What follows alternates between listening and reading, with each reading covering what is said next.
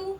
दोस्तों आज हम बायोलॉजी लेवल 02 में आज टॉपिक कंप्लीट करने वाले हैं ब्लड के ऊपर। तो दोस्तों आज हम पढ़ेंगे ब्लड में ब्लड का फंक्शन और ब्लड के कंपोजिशन। आज हम इन दोनों को कंप्लीट करेंगे ब्लड में। तो दोस्तों आइए स्टार्ट करते हैं। What is the blood? तो ब्लड क्या है? तो दोस्तों ब्लड क्या है? हमारा फ्लूइड कनेक्टिव टिश्यू। जो ब्लड है ये क्या है? हमारे बॉडी के अंदर एक फ्लूइड कनेक्टिव टिश्यू है। दोस्तों मैं आपको बता देती हूँ कि हमारे बॉडी के अंदर दो ही फ्लूइड कनेक्टिव टिश्यू होते हैं। फर्स्टली होता है ब्लड, दूसरा होता है लिम्फ। आज हम बात करने वाले हैं ब्लड के बारे में, जो कि हमारे बॉडी के अंदर क्या है? एक फ्लूइड कनेक्टिव टिश्यू है। बॉडी के अंदर अब फ्लूइड कनेक्टिव टिश्यू कैसे है और क्यों है? तो फ्लूइड कनेक्टिव टिश्यू का मतलब क्या है? जो कि कनेक्ट होता है हमारे टिश्यू से, ठीक है। तो फ्लूइड को जो ब्लड को फ्लूइड कनेक्टिव टिश्यू बोला जाता है। तो जो हमारे बॉडी के अंदर जो ब्लड होता है ये क्या होता है? कंसंट्रेटली अराउंड द बॉडी,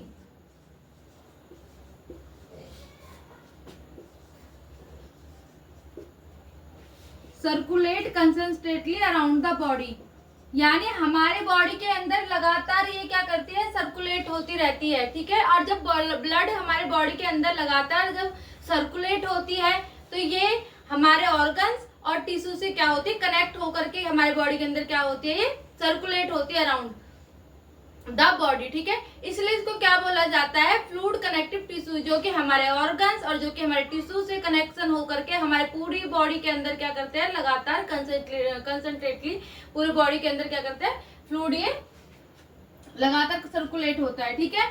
ये हो गया हमारा ब्लड। मैंने इसमें बता दिया आपको फ्लूइड कनेक्टिव टिश्यू होता है। दूसरा हम इसके बारे में बात कर लेते हैं फंक्शन के बारे में, कि इसका फंक्शन क्या है।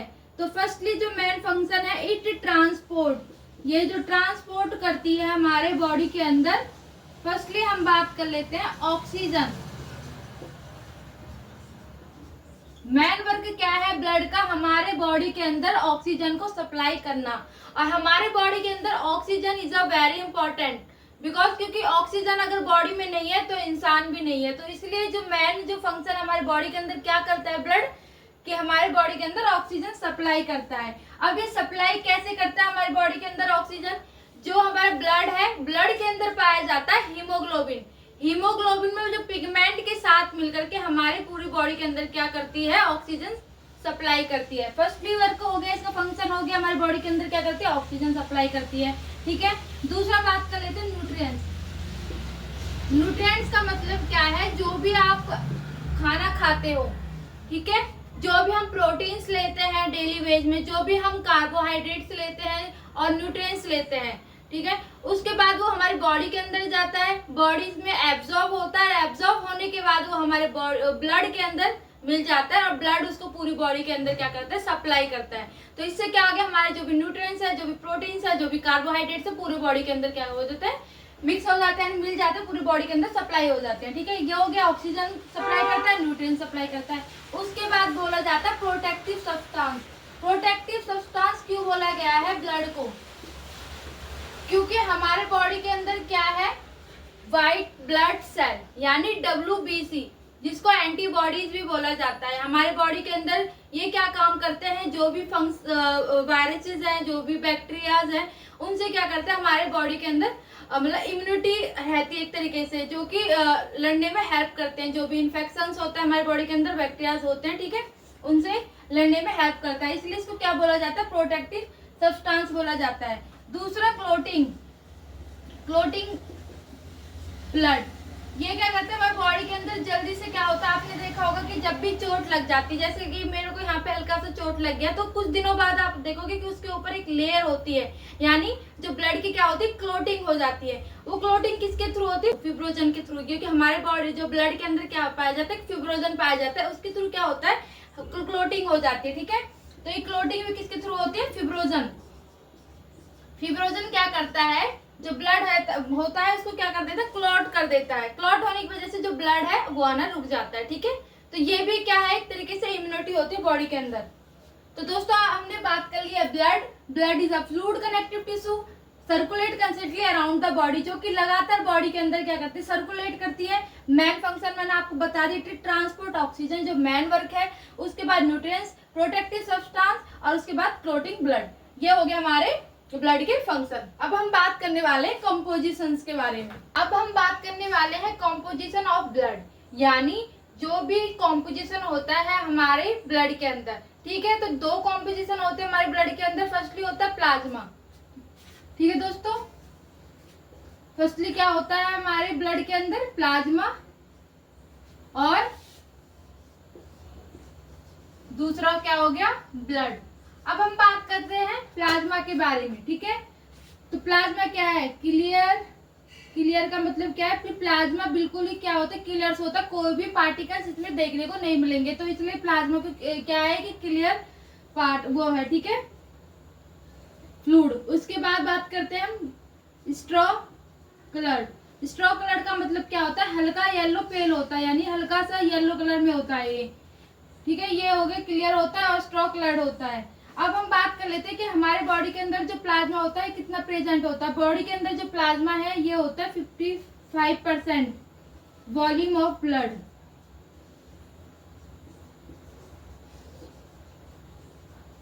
फिफ्टी 55% क्या होता है, प्लाज्मा बॉडी के अंदर प्रेजेंट होता है। उसके बाद बात करते हैं हम ब्लड के बारे में। जो ब्लड होता है ये कितना प्रेजेंट होता है, 45% होता है वॉल्यूम ऑफ द ब्लड।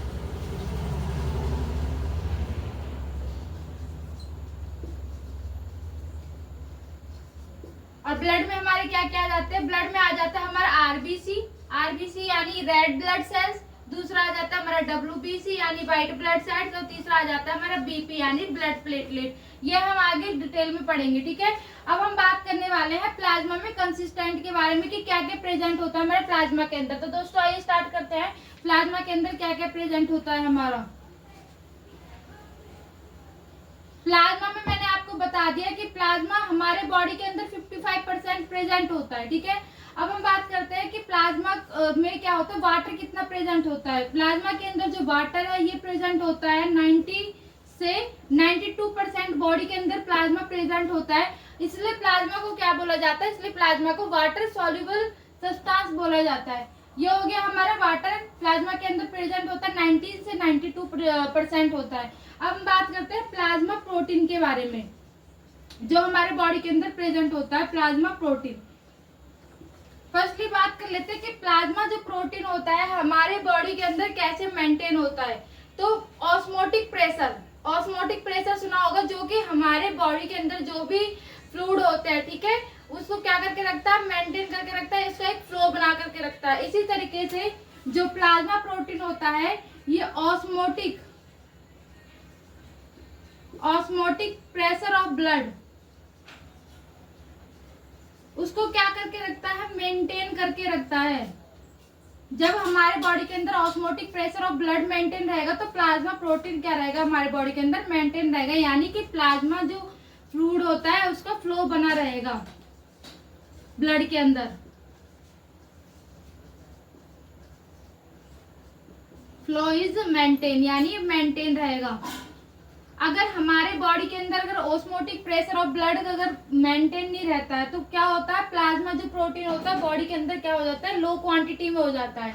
और लो क्वांटिटी के होने के थ्रू क्या हो जाता है, एडिमा की दिक्कत आ जाती है, यानी बॉडी के में क्या हो जाता है, एडिमा हो जाता है। एडिमा का मतलब क्या होता है, हमारे बॉडी में कोई से भी पार्ट में अगर कहीं स्वेलिंग आ जाती है, ठीक है, और स्वेलिंग आने के बाद आपने देखा होगा कि वो जहाँ पे जिस पार्ट पे स्वेलिंग आती है वो पार्ट क्या होता है, उभरा हुआ रहता है। और उभरा हुआ क्यों रहता है, क्योंकि उसमें क्या हो जाता है, स्वेलिंग पड़ जाती है और उसके अंदर एक पस होता है जिसको हम क्या बोलते हैं, प्लाज्मा, यानी वही क्या होता है, हमारे बॉडी के अंदर प्लाज्मा होता है, ठीक है, वही उसको क्या बोला जाता है, पूरा एडिमा बोला जाता है। फिर वो जब मतलब फ्लूइड ज्यादा हो जाता है तो बॉडी के वो अंदर से मतलब स्क्रीट आउट यानी बाहर निकलने लगता है, फ्लो उसका ज्यादा होने लगता है, ठीक है।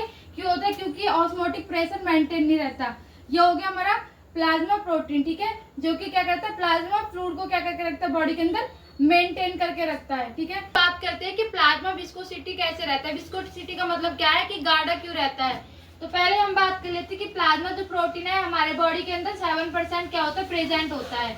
और दूसरा विस्कोसिटी यानी गाढ़ा रहता है। Viscosity is due to plasma protein. कि गाढ़ा होने का रीजन क्या है, कि जो मेनली हमारी प्लाज्मा के अंदर प्रेजेंट होता है एल्बुमिन। एल्बुमिन सबसे ज्यादा प्लाज्मा के अंदर पाया जाता है। दूसरा हो गया फिब्रोनोजन। फिब्रोनोजन जो क्या करता है, ब्लड की क्लॉटिंग करता है। और ग्लोबुलिन क्या करता है, जो कि इम्यूनिटी पावर को बढ़ाता है ब्लड के अंदर। ठीक है, तो यही कारण होता है जिसकी वजह से क्या होता है, प्लाज्मा हमारा विस्कोसिटी यानी गाढ़ा रहता है। ब्लड सेल में हम बात करने वाले हैं रेड ब्लड सेल के बारे में। दोस्तों आइए स्टार्ट करते हैं। Red blood cell, red blood cell को क्या बोला जाता है, इरिथ्रोसाइट बोला जाता है, जो कि 99% क्या होता है, प्रेजेंट होता है हमारे बॉडी के अंदर। ठीक है, और 1% हमारे बॉडी के अंदर प्रेजेंट होता है व्हाइट ब्लड सेल और हमारा ब्लड प्लेटलेट, जो कि 1% प्रेजेंट होता है। व्हाइट ब्लड सेल को ल्यूकोसाइट बोला जाता है और हमारे ब्लड प्लेटलेट को क्या बोला जाता है, थ्रोम्बोसाइट। ठीक है, तो हम बात करने वाले हैं red blood cell. Red blood cell को इरिथ्रोसाइट बोला जाता है, जो कि 99% बॉडी के अंदर प्रेजेंट होता है। और जो रेड ब्लड सेल्स का जो शेप होता है, ये बायोकनकेव होता है। बायोकनकेव या डिस्क शेप में होता है। बायोकनकेव शेप में होने के वजह से जो हमारा रेड ब्लड सेल होता है उसमें स्पेस मिल जाता है। दूसरा, इसमें न्यूक्लियस प्रेजेंट होता है। न्यूक्लियस अगर प्रेजेंट होता है तो जिससे क्या होता है, डिवाइडेड होने लगता है। तो जो हमारा रेड ब्लड सेल है वो क्या होता है, डिवाइड नहीं होता है, क्योंकि इसमें न्यूक्लियस प्रेजेंट नहीं होता है। और बायोकनकेव शेप की वजह से जो हमारा रेड ब्लड सेल है वो बायोकनकेव शेप में होता है, जिससे क्या होता है, जो बीच का एरिया होता है वो क्या होता है, थिन होता है, जिससे कि ऑक्सीजन और कार्बोहाइड्रेट जैसे जो ऑक्सीजन और प्रोटीन्स न्यूट्रिएंट्स है वो क्या कहते हैं, आपस में आसानी से हमारी बॉडी के अंदर मिल जाते हैं। इसके थ्रू, इसके शेप की वजह से, बायोकनकेव शेप की वजह से। ठीक है, ये बायोकनकेव शेप की वजह से क्या होता है, जो ऑक्सीजन और हमारा कार्बोहाइड्रेट, वैसे मेनली क्या होता है, ट्रांसपोर्ट ऑक्सीजन होता है, लेकिन कार्बोहाइड्रेट का भी क्या होता है, ट्रांसपोर्ट होता है, इसके कम अमाउंट में होता है। और आरबीसी क्या होता है, नॉट डिवाइडेड आरबीसी।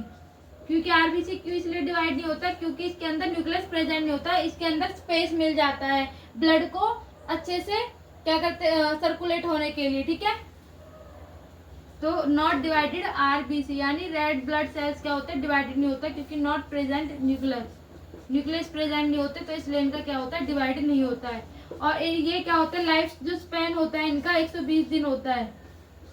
और उसके बाद फिर बॉडी में फिर से स्टार्ट क्या होता है, ब्लड बनना स्टार्ट हो जाता है। ठीक है, तो ये क्या हो गया हमारा रेड ब्लड सेल।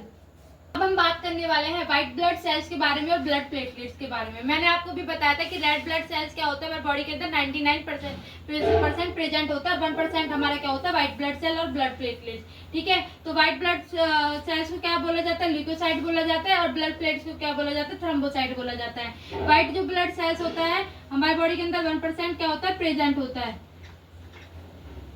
ठीक है, ये मैंने आपको बताया था कि 1% क्या होता है, बॉडी के अंदर प्रेजेंट होता है। इसको क्या बोला जाता है, लार्जेस्ट सेल बोला जाता है हमारे ब्लड सेल का, largest cell of blood.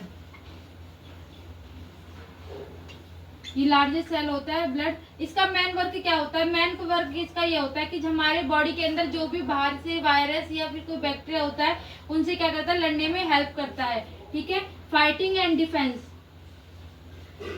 Fighting and defence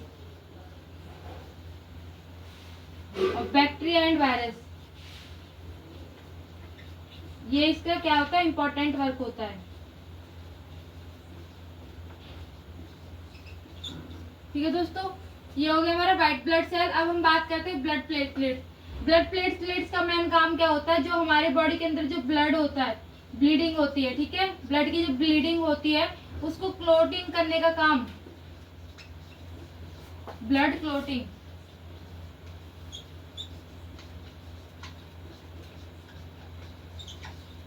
blood clotting को करने का काम किसका होता है, हमारा ब्लड प्लेटलेट्स का होता है। ये बहुत ही स्मॉल डिस्क में होते हैं, यानी बहुत ही स्मॉल साइज में होते हैं, स्मॉल डिस्क बोला जाता है। ठीक है, इनका ये साइज होता है, स्मॉल डिस्क में होते हैं। ठीक है, ये भी क्या होता है, न्यूक्लियस इनके अंदर प्रेजेंट नहीं होता, नॉट प्रेजेंट न्यूक्लियस।